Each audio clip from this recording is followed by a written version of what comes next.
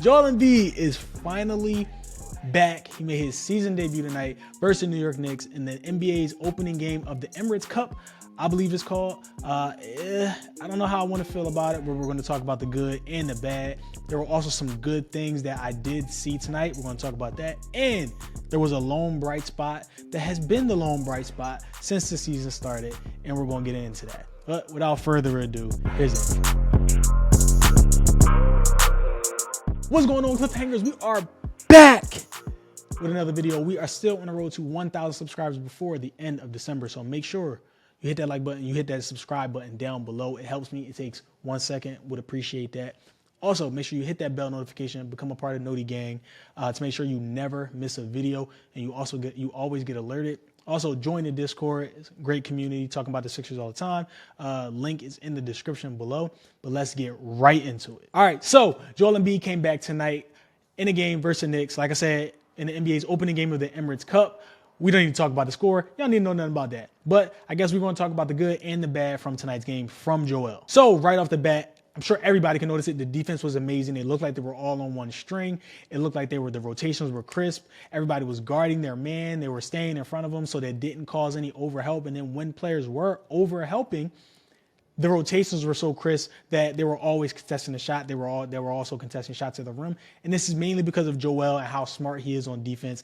I can't believe that he hasn't even gotten considered for a defensive player of the year yet. And I don't think it's ever going to come. And that's probably because he's so good offensively, but it's whatever. But that was immediately something that I noticed, that the defense was immensely better. They were in the passing lanes a lot. They got a bunch of steals. And it's what the Sixers are going to look like. They're going to be a running team. They're not going to be the half-court Sixers that we always used to know. They're going to live off defense. They're going to be a running team, and they're going to get out on the break a lot. So something I definitely love tonight. That was a good for the Sixers. Another thing I noticed is Paul George has so much space on offense tonight. A lot of his shots seemed like he was wide open. I think he ended the night with 29 points and 10 rebounds. And I think this is the Paul George that we are going to get moving forward. Like I said, he was so open. None of his shots were really contested. And even when he did take the contested shots, he's so good that he's going to make some tough shots. And he had OG and Anunoby on him again. OG got another 30 ball dropped on his head, just like he did in the playoffs when he had to go against Maxey. People keep talking about he's all-world defender when he's just not, but it's whatever. But Paul George looked amazing last night, and that's because of the gravity that Joel Embiid has and how many eyes are on him at all times. Paul George was able to essentially get to his spot and move around wherever he wanted. So it's something that I definitely loved from tonight and saw. Also, the Embiid, Jared McCain DHO is going to be special. Right? I'm pretty sure we all remember the Embiid, JJ Redick DHOs, the Embiid, Seth Curry DHOs. Those are really good. And I think that Jared McCain is just going to take it to another level because I do think that he has a higher ceiling than both of those players. Maybe not JJ. I don't know because JJ was tough coming out of Duke. But I do think he might have a higher career ceiling than JJ because I think he is a more complete player once he reaches his peak. But that's going to be special. You saw McCain had so much space coming off of the dribble handoffs that he was so wide open. He had another 20 ball tonight. We're going to talk about him later in the video, but he was really good. He was able to operate in the mid-range. He was able to get to the cup, knock down some threes tonight. Really good game from Jared McCain. But we're going to talk about him a little bit later. Now, we have to get into the bad, right? And it was a pretty bad game that we've been watching from the Sixers. They looked better. I'm not going to lie about that. They looked better, like I said, on defense. They looked better on offense. But just like an overall mismanaged game from Nick Nurse once again. And I guess we could just stick on Joel Embiid. Since he's come back, this is his first game playing basketball in 4 months, he was hesitant. Didn't really look like he wanted to shoot. He didn't really want to bang down low. And even when he did shoot, it was like the little mid-range jumpers that he's not in a rhythm, so he's not going to be able to hit them. They came up short a lot. He was also on a minutes restriction, 25 to 30 minutes a game, 30 minutes tonight. Minutes restriction is, I hate it because like if you're ready to go, you're ready to go. You're playing your full minutes. If you do get tired, like I understand you haven't played at game speed in a while. I do understand that. Like if you do get tired, like hey, signal out like Joel did a couple of times tonight, but be ready to play your full minutes. In the Paul George minutes restrictions, it's just, I don't know what's going on there. It's a phantom minutes restriction. They just have him on it because they continue to try to bubble wrap him and Embiid and try to limp into the playoffs. And that's just not going to happen because you're going to end up being a playing team, and then you're going to have to play like the Celtics or maybe the Cavs if they continue on a heater. But it's just what it is at this point. I don't know what they're doing, but the Paul George thing is actually messing up their rhythm. But we're going to get into that. But like I said, minutes restriction, don't like it, because if you are ready to go, you're ready to go. You be ready to play your full minutes. If you get tired, tell the coach that you're tired. If it's within your normal minutes, and then we'll figure it out from there. But with the minutes restriction, it's not helping anybody out, because the Sixers, like we've talked about before, 11 new players, they have to get into a rhythm, and they're losing games fast, and it's starting to get to a point where they're not going to have enough ground to make up. Because if you're still talking about this plan that you have with Joel Embiid and Paul George and sitting them out games, it doesn't help that Tyrese Maxey is now also out. These guys need time on the court. They have zero time on the court together. They didn't have any time in training camp, and I don't think they've had any time in practice, especially since Tyrese has been injured.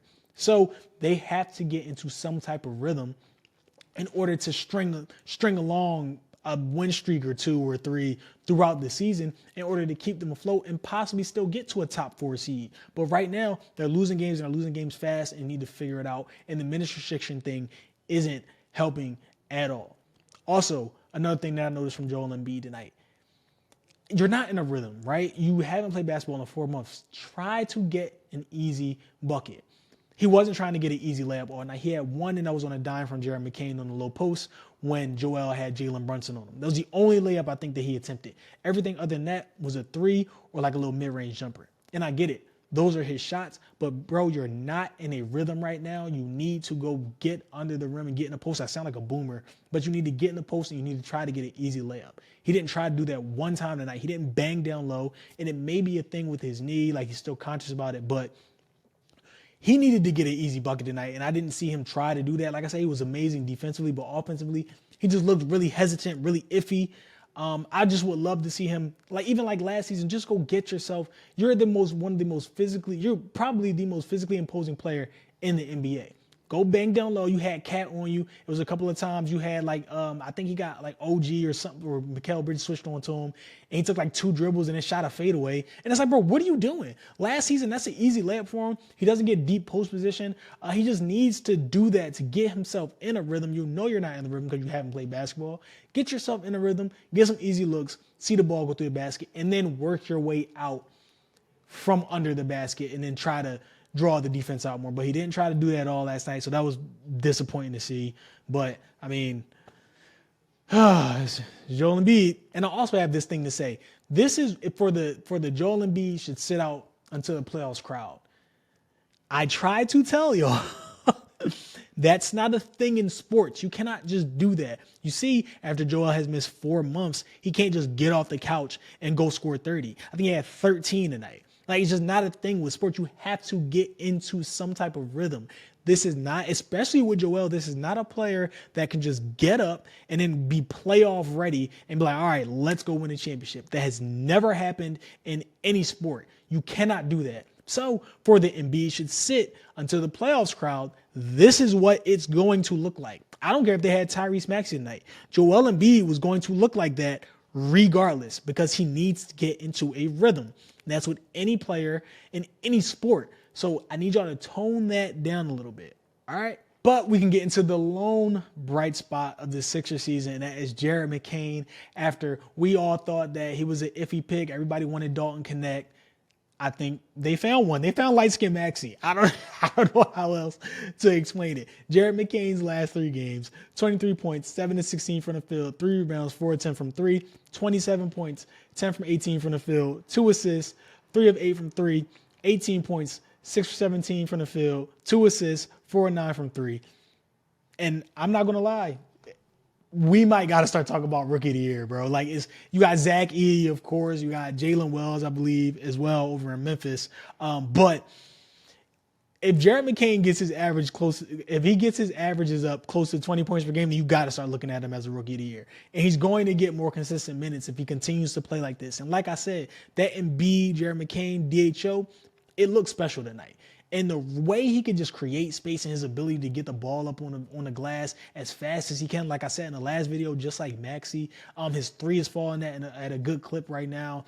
He's able to space the floor. He's a better defender than what I thought. He does all the right little things like grabbing rebounds, diving for loose balls, poking at loose balls. Like he does all the little things. He even tried to dunk on OG and Josh Hart tonight on the fast break after he tried to take on Camp Sims, Jericho Sims at the rim on the fast break. He said, all right, well, and he missed that. He missed the layup. He's like, all right, yeah, well, I'm not doing that. It's time to boom on somebody. So he tried to boom on OG and Josh Hart. And he honestly would have did it if Josh Hart didn't foul him. So that's just the type of gritty tenacity that we need from a player. And Jared is so refreshing that Jared McCain, as a rookie, is giving the Sixers that. Like I said, he is light-skinned Maxey. They got another one. I want to see a Maxey and McCain backcourt with Embiid and Paul George out there. I don't think he's there to start yet. I think a lot of people are kind of jumping the gun with that. But I get it. Like I understand. The season has kind of been depressing so far, so you just want that energy, that life that he brings in his smile. Everybody's like, all right, put him in the starting lineup. I don't think he's there yet, but I think he's a great piece off the bench. Home run pick from Daryl Morey so far. If he continues to play on this trajectory, absolutely have to start talking about Jared McCain being the rookie of the year for the Philadelphia 76ers.